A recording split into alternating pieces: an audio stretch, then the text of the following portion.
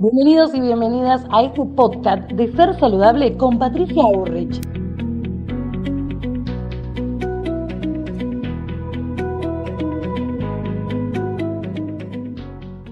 Buenos días, buenas tardes, buenas noches a todos los oyentes. Hoy tenemos un episodio más de Ser Saludable junto a Patricia Urrich.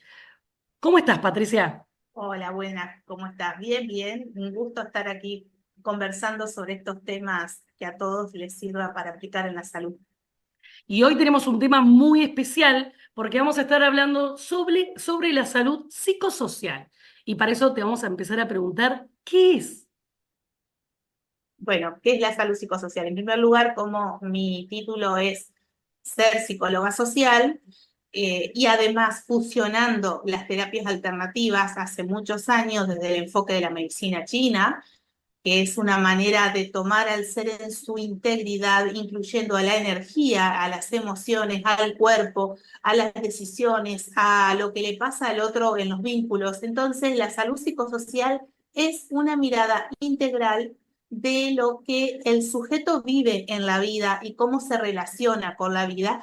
Y le doy mucha importancia a la salud social, que es cómo nos vinculamos con el otro, porque muchos síntomas, enfermedades que tenemos en el cuerpo físico tiempo después, comenzaron con un conflicto en la salud social, que la persona no está acostumbrada a darle la importancia, porque estamos acostumbrados a ver que tengo un dolor de cabeza, un dolor en la espalda, pero no qué es lo que estoy cargando o qué me está pesando a nivel mental, y entonces entender a la salud psicosocial como esa completud en todas las áreas del ser que somos y que puede entrar en un momento en conflicto y necesitamos trabajar para volver a ese estado de salud, trabajar en nosotros mismos acompañado de un profesional especializado en el tema y que podamos volver a ese estado de salud, a ser saludable.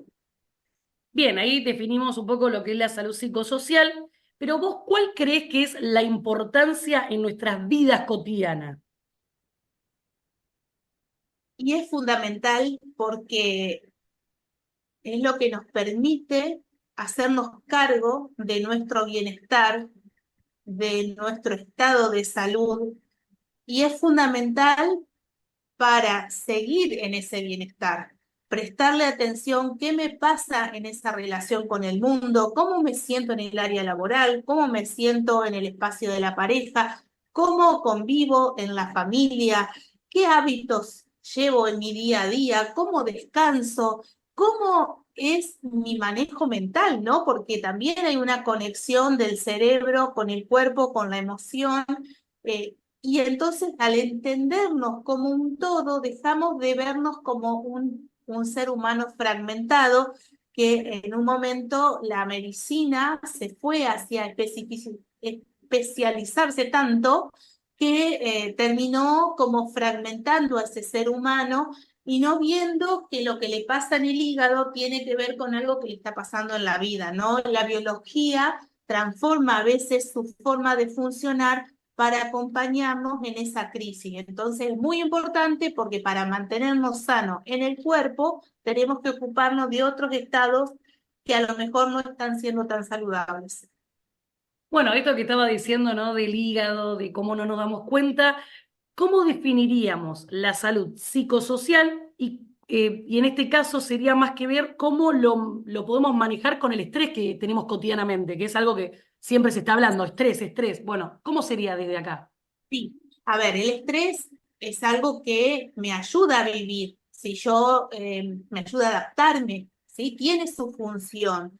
El tema es cuando entro en un círculo vicioso de, por ejemplo, estar continuamente preocupado y alimentando la dinámica de estrés frente a problemas que quizás no son tan intensos o tan reales, que ahí nos diferenciamos del estrés que puede vivir un animal en la naturaleza frente a una amenaza. Le quedan dos opciones, o se salva o se muere. Y si se salvó, bueno, vive unos días ese estrés, se recupera, descansa y vuelve a la vida. El tema es que los seres humanos estamos un poquito más complicados porque tenemos una mente que piensa. y que el cerebro de la capa cerebral lógica, ¿no? La cuarta capa cerebral, que es la corteza, es la que puede pensar algo que todavía no está creado, ¿no? Que es la parte de la creatividad, pero también puede estar pensando que podría pasar tal cosa. ¿Y si me echan?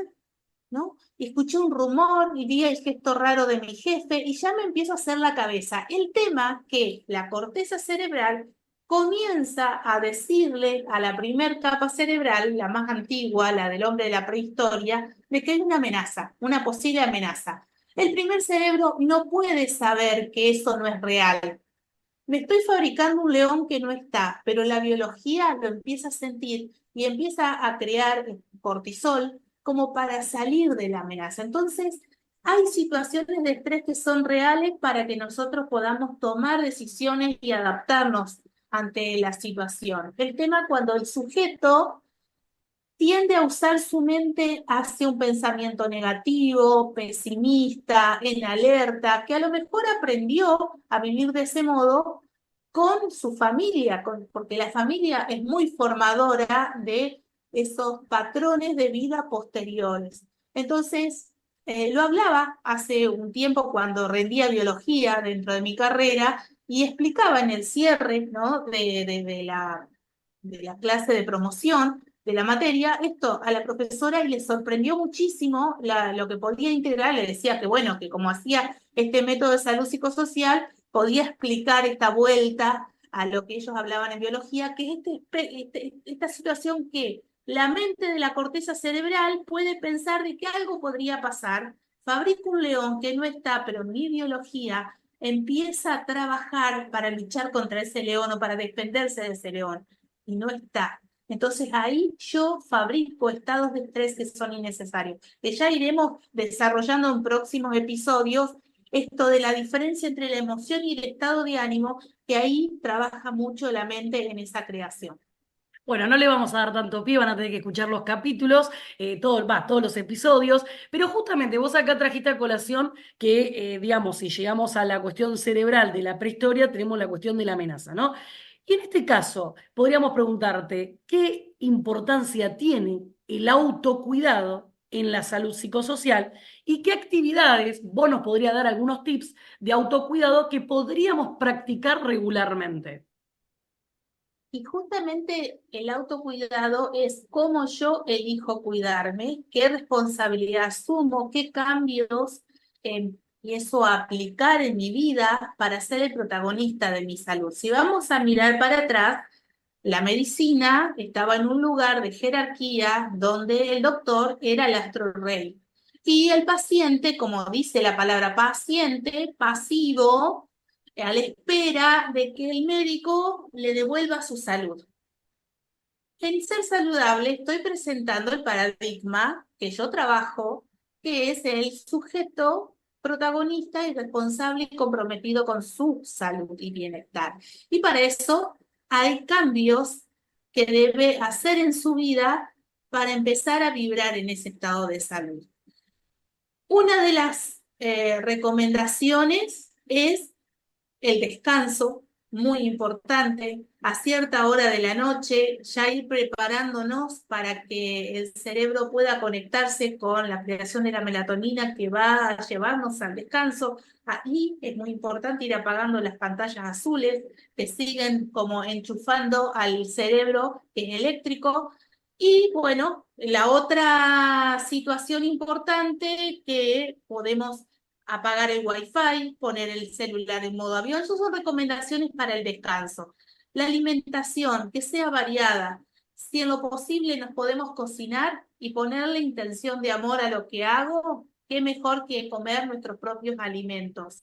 También, ante las situaciones que tengamos, que todos vamos a tener desafíos, problemas, es sacar el drama como una interpretación de lo que estamos viviendo y poder decir, ¿para qué atraviesa esto mi vida? ¿Qué puedo hacer para resolverlo? Cuando hago estas mejores preguntas, me conecto con la posibilidad de encontrar las respuestas. Y si no encuentro las respuestas, hay buenos profesionales que nos pueden acompañar a encontrarnos con esas respuestas, ¿no? Siempre el problema y la solución está en nuestro lugar, La clave está en poder preguntarnos mejor para llegar a esas respuestas y además profesionales que vibren en esta sintonía, que nos acerquen a esos aprendizajes, a esos cambios de hábitos. También revisar cómo nos vinculamos, qué es lo que permitimos en nuestras relaciones que pueden también llevarnos a un estrés permanente por conservar un vínculo que no está bueno. Bueno, estos serían pequeños detalles de muchos más que iremos desarrollando en próximos episodios. Justamente, y última pregunta que te iba a hacer, porque tiene relación con lo que estás diciendo respecto también a un poco lo que nosotros también nos decimos, ¿no? Porque esto de repreguntarnos o preguntarnos e ir indagando, y en este caso encontrar una profesional como estamos hablando ahora con Patricia Urrich, es si hay una relación directa, ahí última pregunta, entre la salud física, el bienestar emocional y la mental. Extremadamente una línea de conexión, sí o sí. Somos un todo, como lo decía al comienzo, y lo que yo estoy sintiendo, si no lo ordeno, si estoy sintiendo algo que no me da bienestar, si no lo ordeno, le voy a estar dando la orden a la biología que simbólicamente cargue ese conflicto. Y tiempo después se va a transformar en un diagnóstico médico porque la situación conflictiva la sostuve. Ahí me tomo de la tría del doctor Hammer, que está dentro de mi método de salud psicosocial, y justamente él estableció en la primer ley de su medicina germánica que cuando vivimos un evento abrupto, inesperado, que no le encontramos una solución y que lo vivimos en soledad, esto nos hace crear un conflicto biológico que luego se va a transformar en una enfermedad. Por eso es importante, cuando me atraviesa un conflicto que no le encuentro una solución, buscar un profesional que trabaje este enfoque para poder acortar el tiempo de conflicto en el tiempo y en la intensidad, porque eso va a hacer que en el cuerpo no haya un desgaste ni la manifestación de una enfermedad. Por lo tanto, se trata de la promoción y la prevención, ¿no? La promoción de la salud, la prevención de la enfermedad, trabajando ni bien aparece el conflicto, no quedarnos ahí en el dolor. Muchísimas gracias, Patricia. Nos vemos entonces en el próximo capítulo. Gracias. Hasta el próximo capítulo. Para comunicarte con Patricia Urrich, debajo de cada episodio tenés todas las vías de comunicación. No te lo pierdas. Y a vos te esperamos en el próximo capítulo. Muchas gracias.